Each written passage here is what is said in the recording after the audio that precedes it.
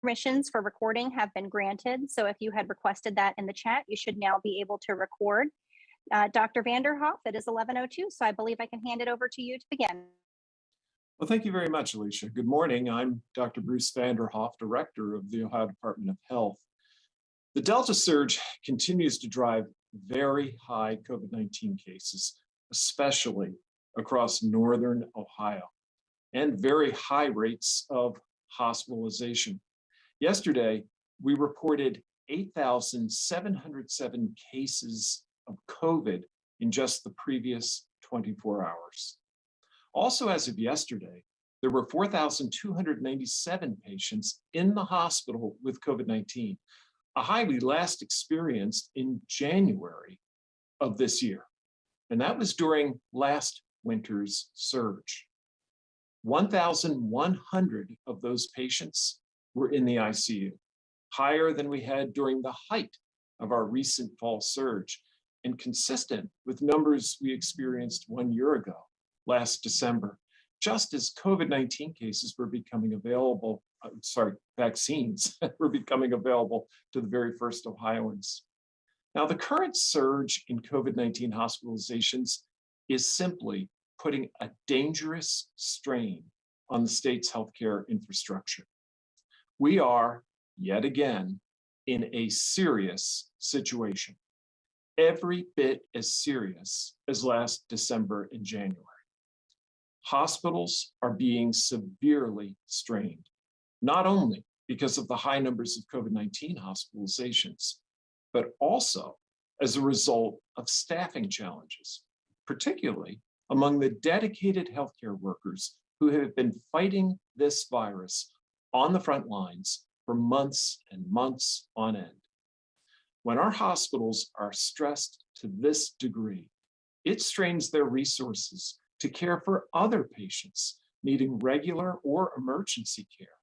So it's not just about our hospital's ability to care for a COVID patient, it's also about their ability to care for other important conditions like heart attacks or car accidents. As a result of the incredible volumes hitting our hospitals every day, our hospitals are having to make very difficult decisions and implement contingencies to cope with the volume and to deliver care to those most in need.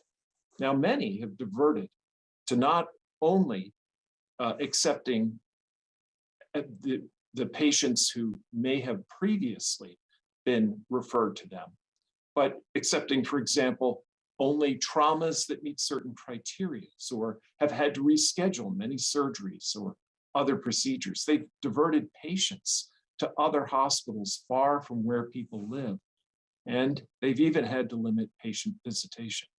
Now, what's driving all of these Delta hospitalizations in Ohio?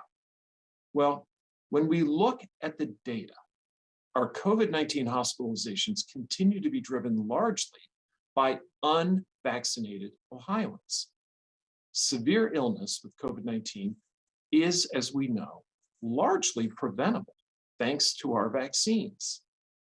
The facts continue to provide us a clear reminder that when Ohioans choose to be vaccinated, they're better protecting themselves from severe illness, including hospitalization and death, and they help mitigate pressure on our hospitals so that timely care is available when any of us need it. When someone chooses to be vaccinated, they're helping to ensure all Ohioans get the medical care they need when they need it. The rate of hospitalization is very high in communities all across our state, reflecting our very high case rates. But the problem is especially acute in the north. An analysis of hospitalizations over the last 2 weeks shows that on average, about 62% of all newly reported hospitalizations occurred in the northern part of our state. Now, not surprisingly, recent data also shows that as a whole, hospitalization and death rates are higher in counties that fall below the state vaccination average. So it's clear that higher vaccination rates are associated with lower rates of hospitalization and death. And conversely, lower vaccination rates are associated with higher hospitalizations and deaths, because that's what vaccines were created to do, to keep people alive and out of the hospital. Now, we looked at this data specifically from April 1st through November 28th, after vaccines were available for everyone age 18 and older in Ohio.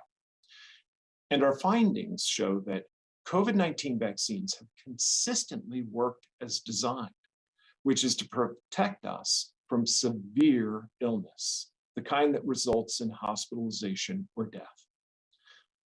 While you might, as a vaccinated person, still get a mild case, the COVID-19 vaccines do a very good job of protecting you from serious illness. Generally, we found that hospitalization rates are 35 to 40% higher in counties that fall below the statewide vaccination rate average, compared to counties that are above that statewide average. Furthermore, death rates are up to 94% higher in counties below the statewide vaccination average. In short, all the evidence reinforces that COVID-19 vaccines are our surest protection from severe COVID illness, including hospitalization and death.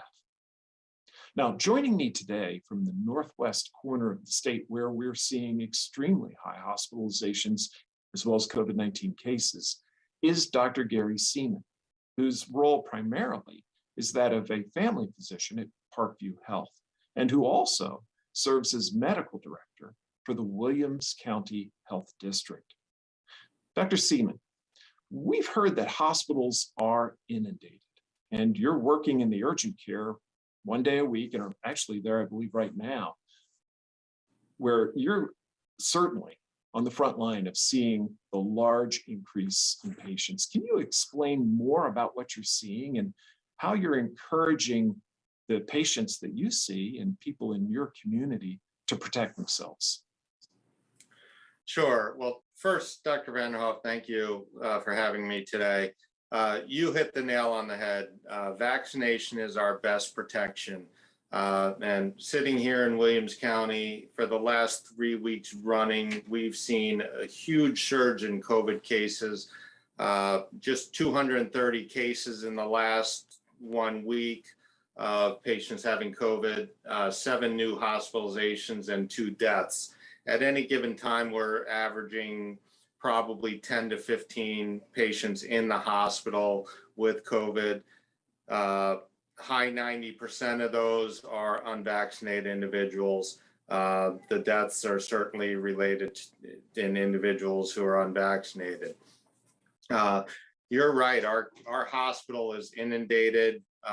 Just last week, there was an issue where across our region where we have mostly rural hospitals, our closest city is Toledo, but 3 of the other rural hospitals in the area were on EMS standby, which means that their hospitals were so overwhelmed that they couldn't even accept an ambulance with a sick patient.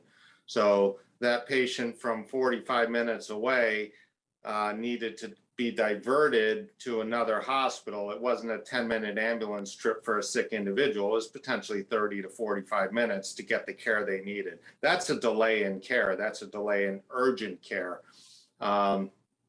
And when we do have patients in our hospital that need to be transferred for specialty care, say an infectious disease specialist or a pulmonologist that we may not have in these rural areas, the hospitals that provide that specialty care in our larger cities are inundated. They can't accept that transfer. So we have stroke patients sitting in our hospital hoping for the best when they really need to be seeing an interventional neurologist in a larger city who can't care for that patient. The COVID pandemic has certainly added to that situation. If our hospitals are full with COVID patients, we can't take the patients who need other care. And you mentioned the outpatient piece. Yes, we're seeing that on an outpatient basis as well. In my general practice and family practice, I've been spending 18 years caring for patients with chronic disease, diabetes, COPD, heart problems, hypertension. And part of what we do is prevention. Okay, nowadays, bulk of our patients coming in the door are respiratory, and it's not all COVID, it's respiratory season. There's influenza, numerous amounts of other respiratory viruses, but the majority of what we're seeing here in Williams County and in the northwest corner of the state is COVID right now. When those people are coming into the office sick, that's taking away patient availability when they have to come in for their chronic disease management.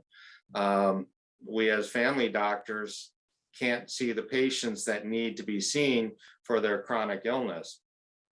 In the urgent care, it's even worse. Our urgent care clinic here in Bryan is seeing on average of 60 to 100 patients per day.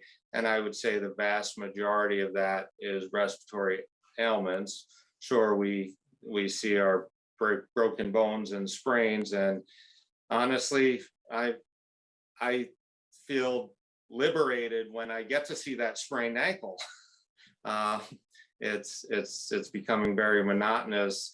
And you had mentioned, and I am seeing the majority of the patients coming into the office is unvaccinated individuals, and they're sick. And it's unfortunate that COVID is a disease that there is no treatment for. We have to rely on the body's immune system to be able to recover from this virus, and it takes some people 1 to 3 weeks. That's time that patients are missing work, they're not feeling well. And as a physician, I want my patients to recover. I want my patients to feel well. But as a family physician, prevention is key. And I'll look people in the eye in the office and I'll tell them, this is a preventable illness. You would likely not be sitting here today had you chosen to be vaccinated. And you are right. We're seeing patients, all doctors are, we're seeing patients who have been vaccinated and they come into the office not feeling well. Okay, I explain the situation. I tell them about COVID, the things that are good to recover at home. And I'll look that person straight in the eye and tell them, imagine how you feel now. Imagine feeling 5 to 10 times worse. You did yourself justice by getting vaccinated. It's very unlikely that this is going to get worse and you're going to end up in the hospital or on a ventilator or dying because you made the right choice in getting vaccinated. That's the message that we need to get out to people. Thank you, Dr. Seaman. Very, very well said. Really appreciate that. Well, you know, with cases continuing to rise, the best thing, as Dr. Seaman said, that Ohioans can do is choose to be vaccinated. And we've shown that vaccination protects not only each individual from hospitalization and death, but it also helps alleviate pressure on our healthcare delivery system, especially our hospitals. In addition to being vaccinated, the keys to staying safe in the face of COVID remain some of the common sense steps that we have talked about for a long time. Masking, keeping our physical distance wherever possible, hand hygiene, good ventilation, staying home if you're sick, testing when needed, and avoiding avoidable crowds. And as we think about the upcoming holiday season, let's remember that it takes time for vaccines to be effective. If you're getting the single dose Johnson & Johnson vaccine or a booster, It takes about 2 weeks after your shot to reach that maximum level of protection. For a 2-dose series, it takes 5 to 6 weeks from that first shot for maximum protection, depending on the timing and the vaccine you received.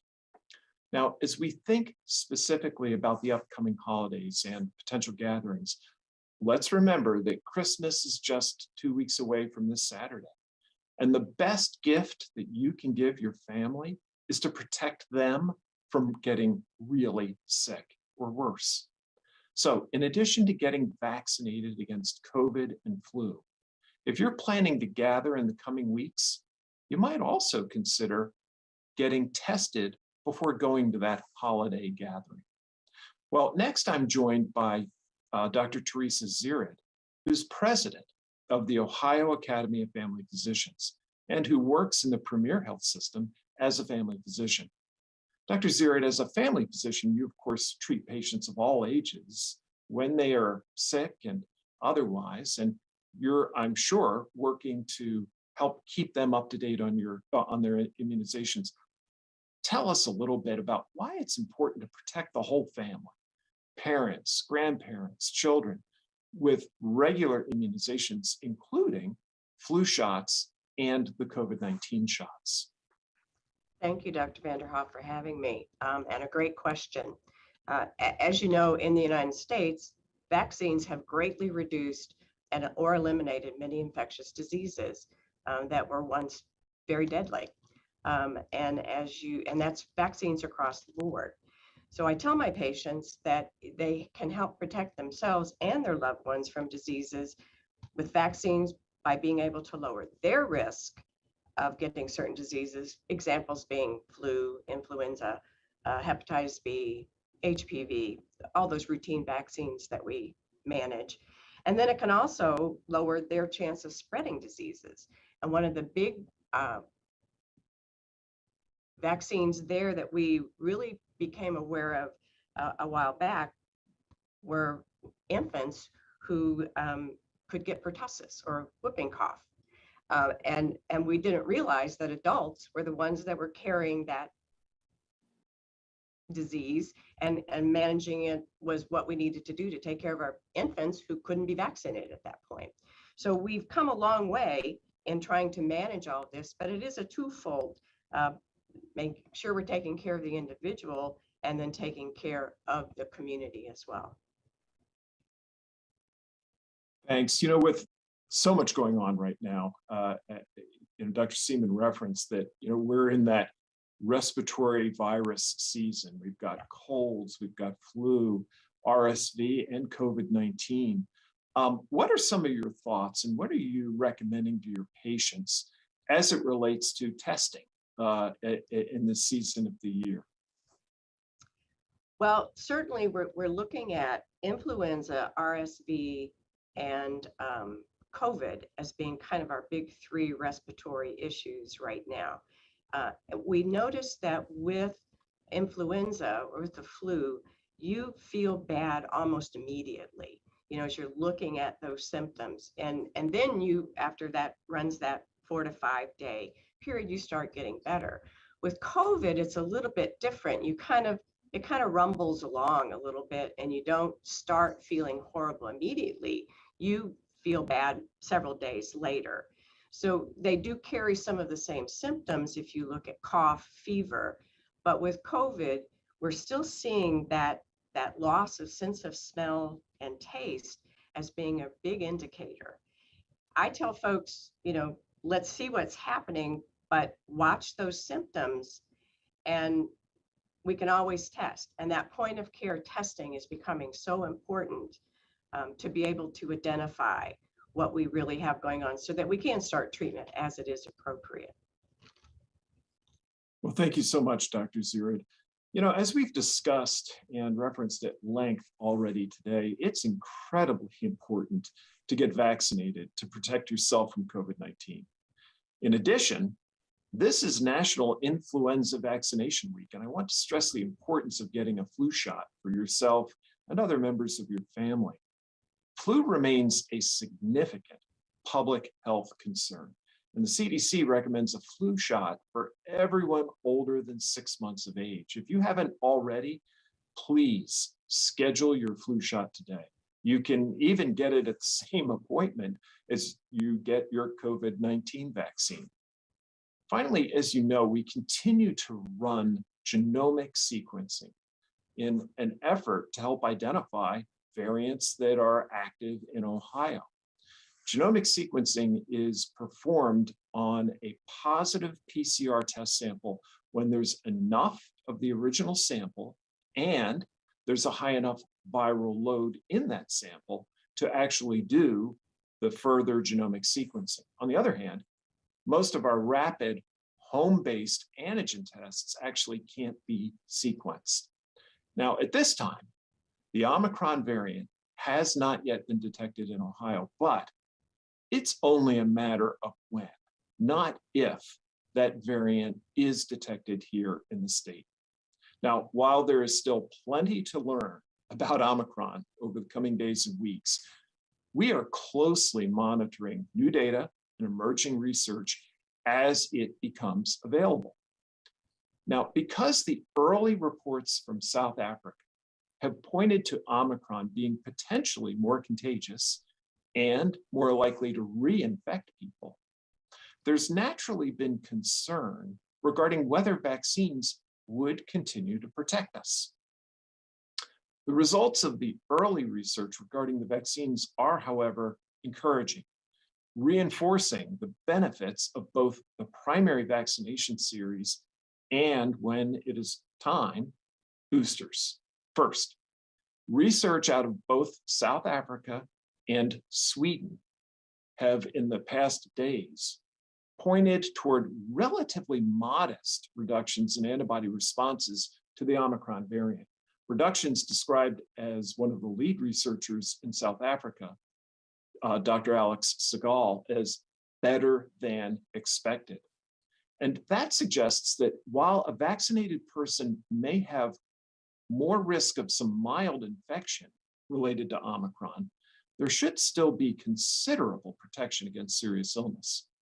Secondly, recent lab tests conducted by Pfizer and BioNTech suggest that 3 doses of their vaccine offer significant protection against Omicron.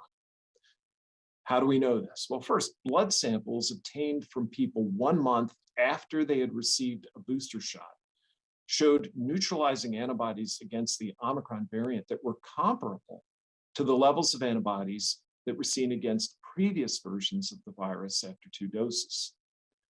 In addition, the tests suggested that the mutations in Omicron don't significantly affect T cells. Remember that cellular immunity is the other critical part of our immune system's response. This apparent preservation of cellular immunity suggests that vaccinated individuals may still be protected against severe forms of the disease after only 2 doses of the mRNA vaccines. So while we still have a lot to learn about Omicron, this variant's arrival continues to underscore the importance of our best prevention tool, and that is choosing to be vaccinated. At this time, we have no indication that our vaccines won't continue to provide substantial protection against Omicron, especially against severe disease, which, as we know, includes hospitalization and death. COVID-19 vaccines, coupled with preventive measures, provide the best protection, including against the Delta variant, which is the dominant strain in Ohio right now. It's Delta that is driving our cases and our hospitalizations right now. So if you have not yet been vaccinated or you're eligible for your booster dose, now is the time to go and get your shot. Finally, I'm joined by Dr. Joe Gastaldo, Medical Director of Infectious Diseases at Ohio Health. Dr. Gastaldo, we've heard a lot about the Omicron variant of late. Can you share with us a bit about typical virus behavior and mutation and what we know about Omicron right now. Thank you for the question, Dr. Vanderhoff, and thanks for having me again. So basically, Omicron variant represents the next evolution of this specific type of virus. Coronavirus is an RNA virus. RNA viruses mutate. It's what they do. They are prone to replication errors. Another common RNA virus that we're all familiar with, we've been talking about the last half hour, is influenza. Influenza changes to different strains every year. That's why we get a tweaked flu shot every year. And I am certain that we will eventually have a pi variant sometime. Pi is the next letter in the Greek alphabet. When it comes to the identification of variants, we need to do genomic sequencing, as you referenced, and we need to respect the variants and study the variants. I will say this, there have been some variants that have been identified, like the Lambda and Mu variant, which really did not result too much in our country.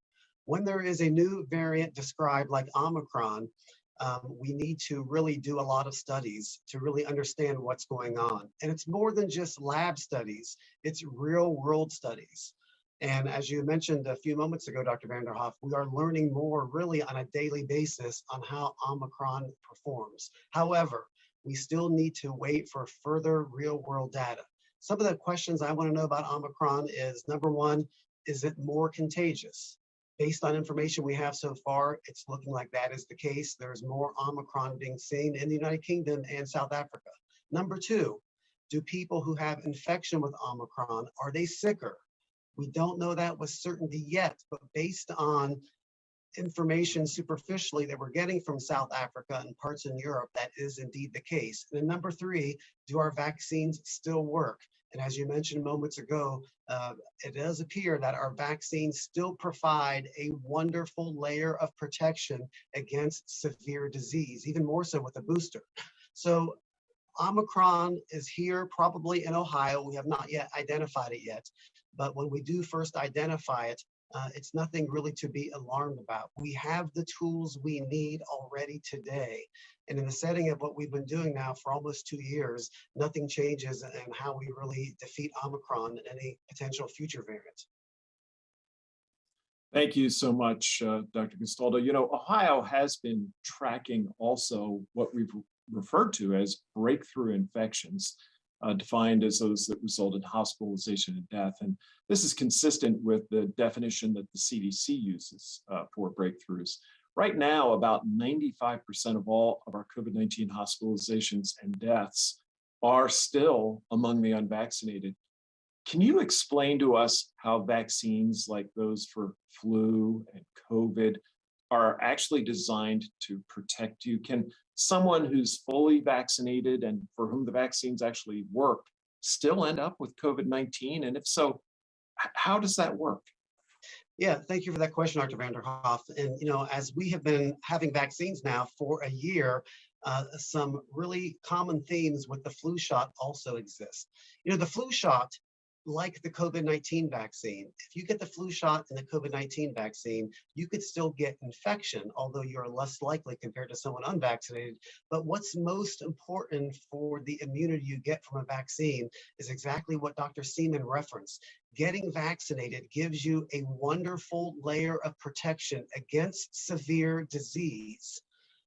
More or less what we call a breakthrough infection as defined by the CDC. A word that I'm using more is a post-vaccination infection. If somebody who is vaccinated gets a post-vaccination infection and they are home with a mild cold or mild flu season, that is the vaccine working. And Dr. Vanderhoff, I can tell you, I have seen many patients in that particular scenario and also talked to many healthcare providers where that was exactly the case. People who have been fully vaccinated and they have a breakthrough post-vaccination infection with mild symptoms. That's the vaccine working. And I feel confident in saying every time I see those cases, especially those in patients who have had risk factors, it's the vaccine working that's keeping them from severe disease, resulting in hospitalizations or death.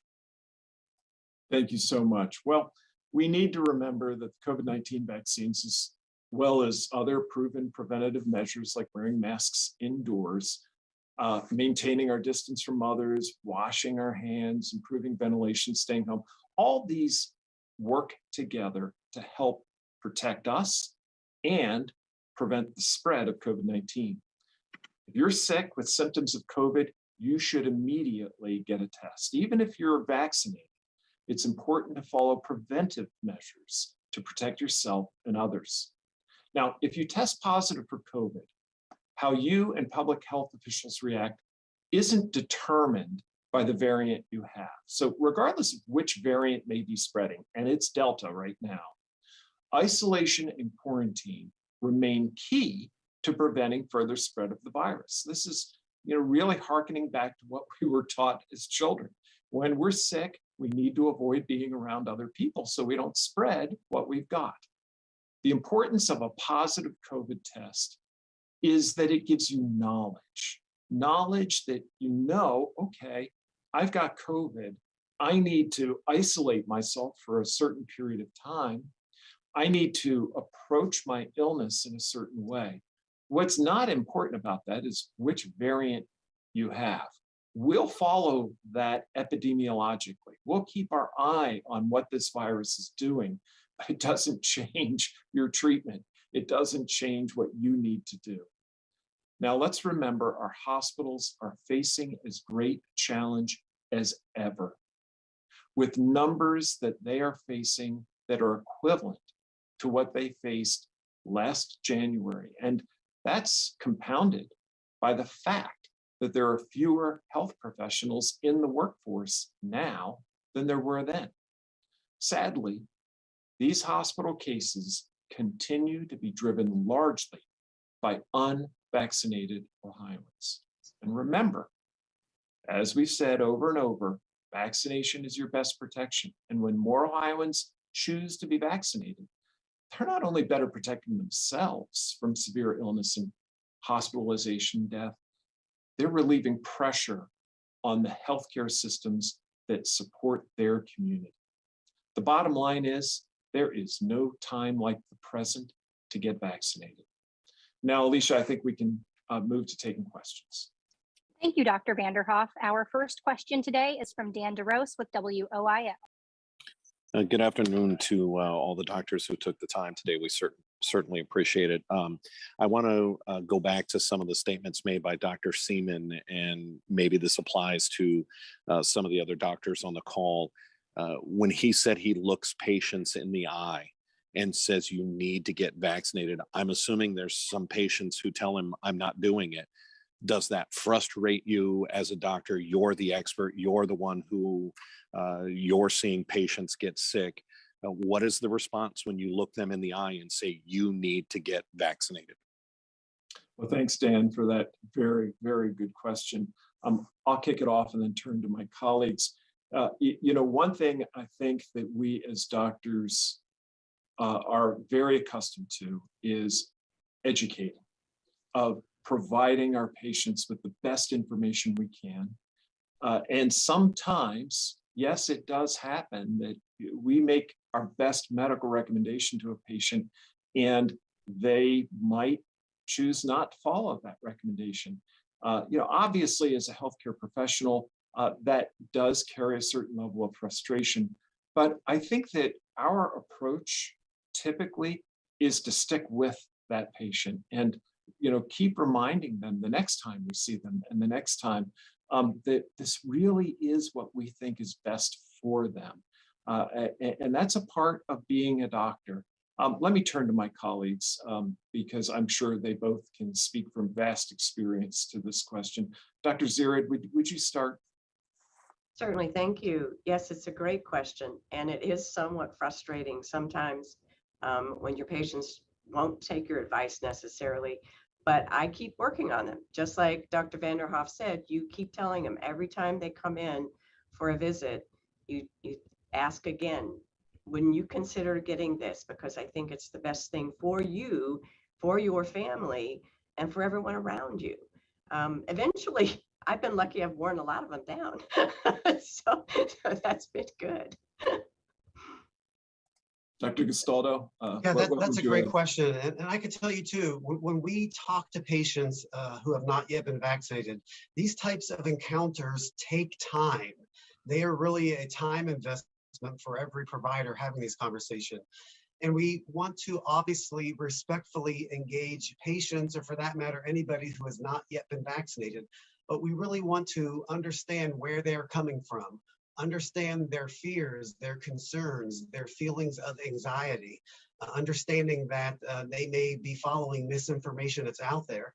And we just have to take time and don't give up on people. You know, in my personal family, I have loved ones who have not yet been vaccinated. And like Dr. Zerd said, I'm not giving up on them. And I'm still respectfully engaging those people to get vaccinated. And a lot of it really has to do with allowing patients to have access to reliable source information and essentially continue to work with them. Thank you, Dr. Castaldo. Our next question today is from Joe Ingles with Ohio Public Radio and Television. Thank you, doctors, for doing this call. My question is the messaging. It's been a problem, especially when it comes to vaccines. When the vaccines are released, we hear, well, this group should get them, but not so much this group. And then all of a sudden, yeah, everyone can have them. There seems to be some mixed messaging going on. And a lot of people who haven't gotten boosters are saying they're not getting them because doctors at one point said they don't need them because they didn't happen to be in a specific group. Are we maybe at the point where the FDA, the CDC should look at just saying, hey, you folks who are vaccinated, every 6 months, go get a booster? Everyone, you know, not just a specific group, because the messaging is causing a problem, or at least it appears like that from where I sit. What are you seeing as medical professionals? Well, thanks for that question, Joe. You know, I think it's absolutely the case that clarity of messaging is very, very important. And I believe that along the journey here, everyone has been working diligently to be as clear, as straightforward, as honest as they can about what's known and not known. The real challenge that I think that we have faced is that COVID-19 has been an entirely novel virus. It's something that we had not seen before. And the advent of our vaccines, while a wonderful development, also was something that we had to learn about with time and experience. Yes, so many of the other illnesses that we treat and protect people for with vaccines have been around for eons. They've been around for a very long time. They're very well characterized. And we've had a lot of time to develop the vaccines that are provided. And so the knowledge base has been much greater. We've had, as we've introduced vaccines in this country, and we've shared this as we've gone along, we've had to learn about how people are responding, how the virus is responding, and the virus itself has not been standing still. Let's face it, the Delta variant that we're looking at now wasn't even on the scene when the vaccines were released. And in fact, multiple other variants have appeared between that time and where we stand now. So I do understand that it can be frustrating that our guidance has evolved. But the reality is the evolution of our guidance has been appropriate in the face of a changing pandemic. Now, let me turn to Dr. Gastaldo because of his specialty in infectious diseases. I think this is particularly close to his work. Dr. Gastaldo, what more would you add to that? Yeah, thank you, Dr. Vanderhoff. And that's a great question. You know, when it comes to vaccines and immunity and immunology, in the setting of COVID, which is, by the way, a brand new disease, a brand new virus that we're still learning from, we are essentially building the plane as we fly it. I have the utmost confidence in the way that the FDA and the CDC conducts their reviews and makes their vaccine recommendations. When you look at the subcommittees within the FDA and the CDC, they are our country's top experts in infectious diseases, vaccines, and various other specialties. And decisions are made based on data. Some of the data is real world data. Some of the data is test tube or laboratory data. But as new information comes in from both of those arenas, the recommendations are very much subject to change. I do agree with being completely open and transparent with the public.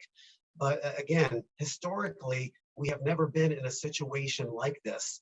And we really have to trust the process we have with the review of the vaccines, the level of the FDA and the CDC vaccine recommendations.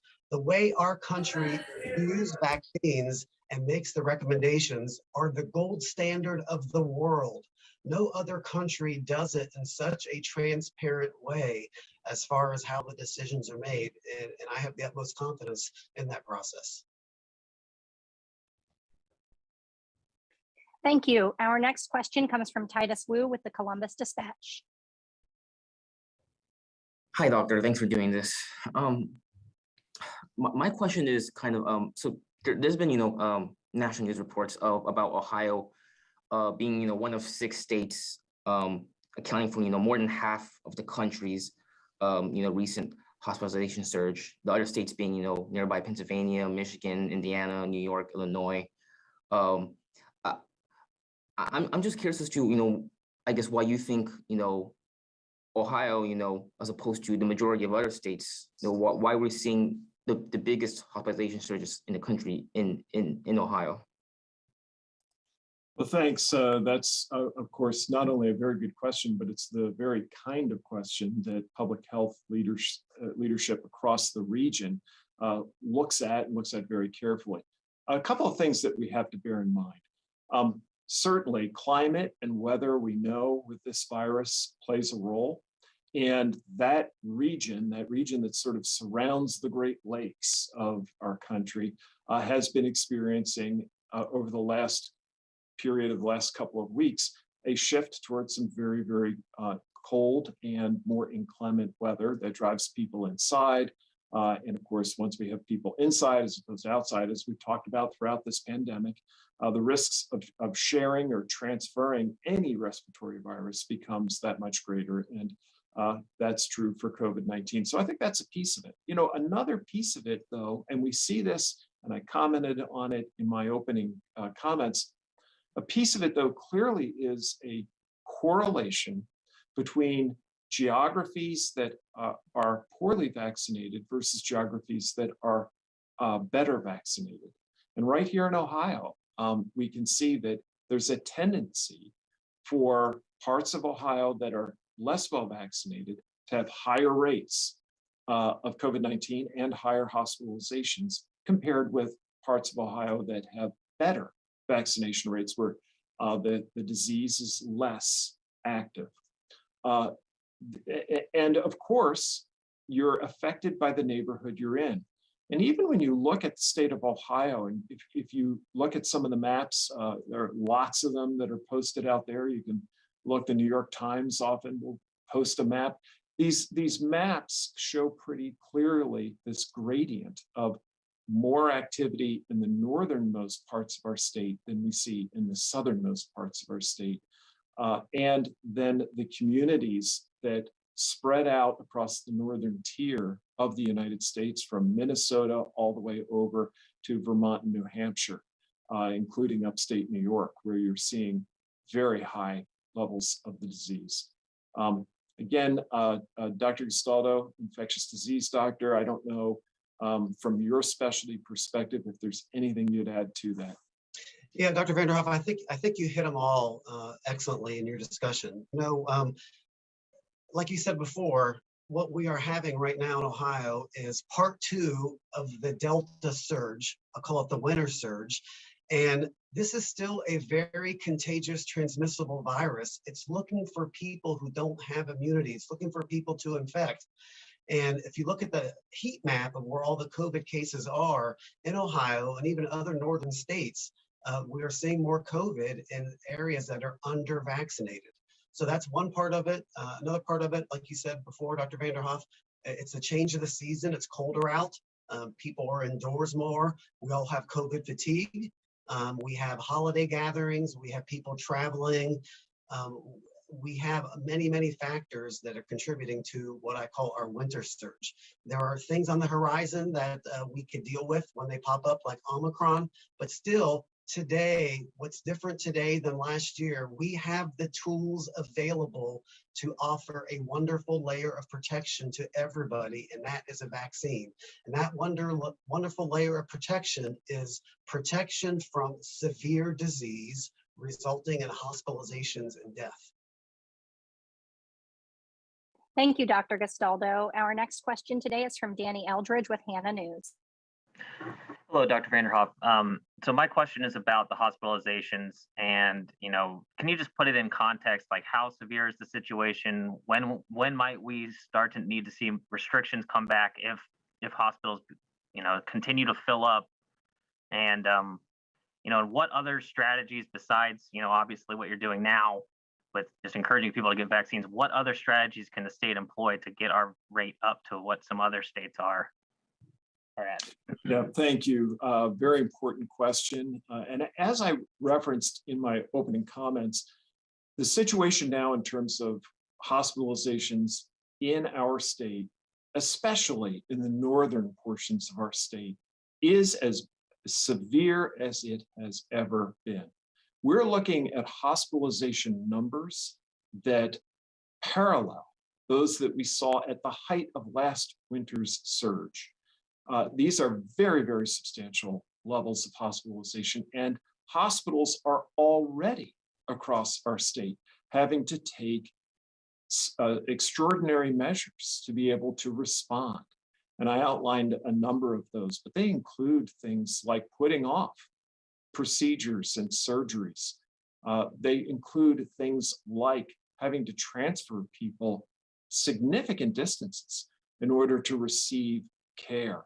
And even hospitals have had to limit visitation because of the impact that those extra people have on the ability to manage the large volumes of people that the hospitals are having to take care of. What can we do? Well, it's the message that we have been repeating now for a very long time, and are underlining here today.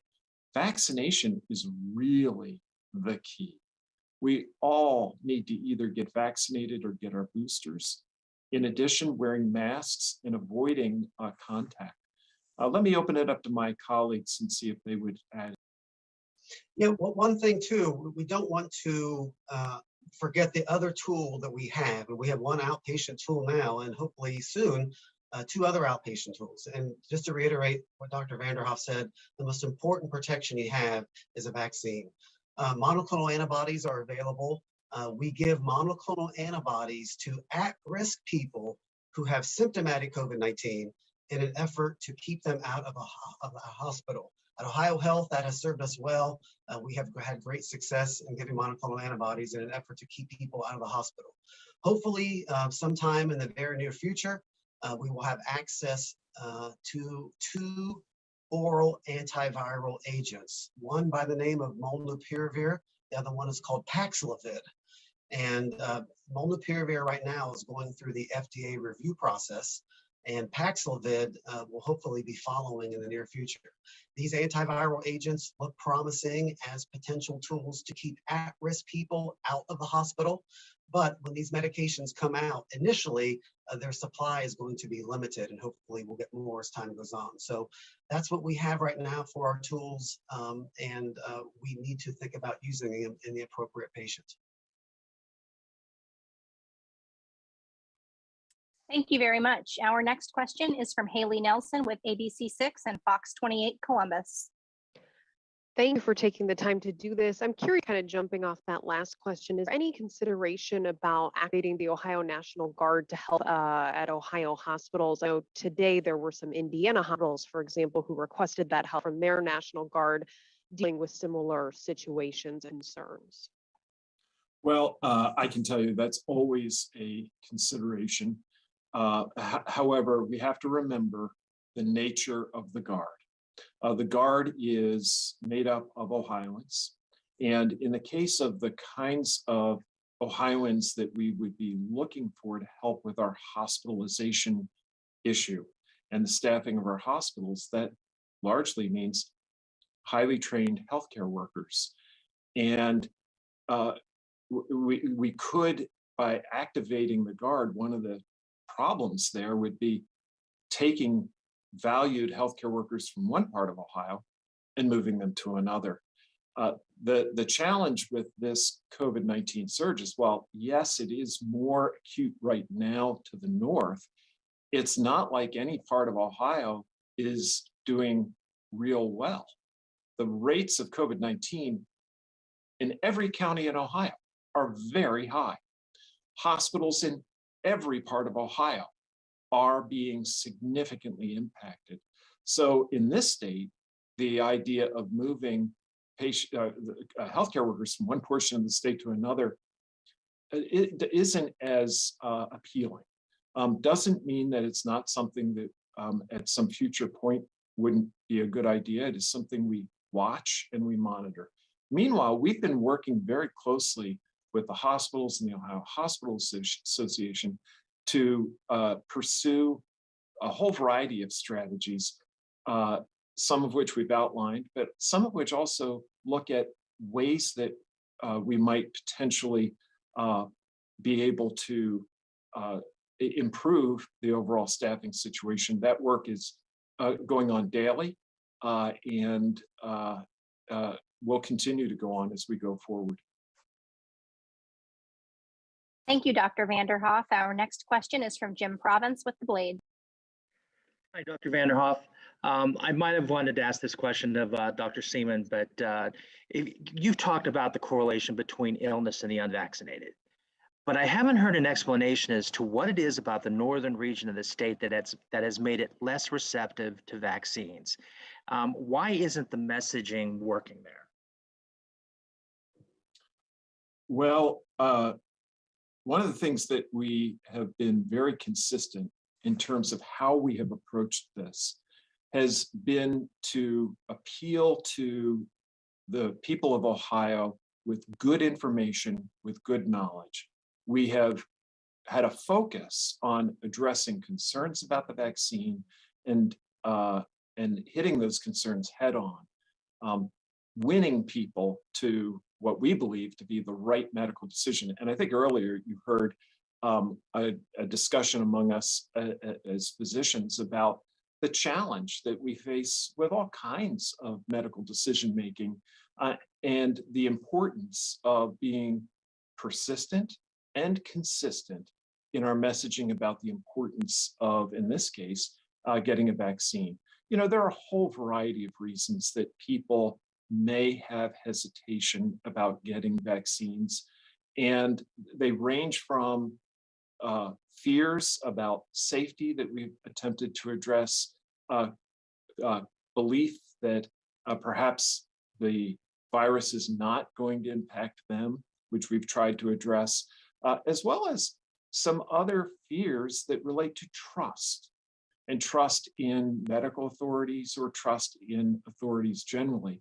Again, which we've tried to address through an approach that has been one that is consistently around education and support. And I think that those factors are the ones that roll together to challenge the vaccination effort. But rest assured, we are going to continue to be persistent and consistent in our messaging to the people of Ohio about the vital importance of vaccination. Thank you, Dr. Vanderhoff. Our next question is from Peyton Marshall with Fox 45 and ABC 22. Thank you. Dr. Vanderhoff, with the discussion of boosters and also this new variant, do you think that the definition of what fully vaccinated is will change? And when do you think that will be? And in addition, if I can also ask, just because this is National Flu Vaccination Week, there's been discussion of future mRNA vaccines that would combine both the flu vaccines and COVID-19. Do you think that that's a possibility in our future? Great questions. First, let me begin with the first. And I think that any changes to how we would define vaccination are always possible. But as we look at the data, particularly the emerging data regarding Omicron, to me right now, there's really nothing to suggest that primary vaccination will not continue to be defined in the way it is as getting 2 doses of your mRNA vaccine of choice. I think that the need for a booster is not uncommon with vaccines. And the real question is, what is the frequency of that booster and what is the form of that booster? Quite likely, our booster in form and perhaps even our primary series in form will evolve. And you know, that's typical of vaccines. Many of the vaccines that we give today for a whole variety of illnesses have been enhanced and improved over time. And what we administer today is a slightly different formulation than what we administered when that vaccine first rolled on to the market. But I feel actually continued confidence in the vaccine platform that we currently have. It clearly is doing a good job. Now, you do point toward one of the great things about mRNA vaccines, and that is the ability to modify them, to produce them, and to potentially link them with other vaccines is significant.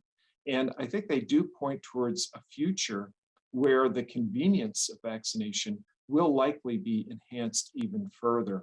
But there's a lot of research to be done in that arena before we get there. Let me open it up to my physician colleagues just to see what I may have missed or what additional ideas you would want to share. Yeah, so the CDC is clear. At this point in time, they are not changing the definition of fully vaccinated. To be transparent with people, we don't know what's going to happen in the future. A year from now, could that potentially change? Maybe, we don't know. But the CDC is clear that they are not changing the definition of fully vaccinated now. To piggyback with what Dr. Vanderhoff just mentioned, the simple answer to that is yes. With mRNA vaccines, they can, and they are studying having combined mRNA vaccines, perhaps with SARS coronavirus 2, the virus that causes COVID-19, and influenza, or perhaps even 2 different strains of the COVID virus. So that's what's really, really revolutionary with what we have now, what I think is going to be the renaissance of modern day vaccines for many other infections and also even other medical conditions. So yes, to answer your question, I do see that on the horizon. It is being studied by vaccine manufacturers today. Thank you, Dr. Gastaldo. It is now noon exactly on the dot. So I believe that is the final question we had time for today. Dr. Vanderhoff, if you'd like to share any final remark. Well, again, I thank you all for your continued efforts to bring attention to this important issue, the issue of COVID-19 and its impact on our state. I want to thank my physician guests for taking time from their busy schedules. And again, remind everyone, particularly in the face of the Delta surge that is before us now, please get vaccinated if you have not already and get your booster if you're eligible.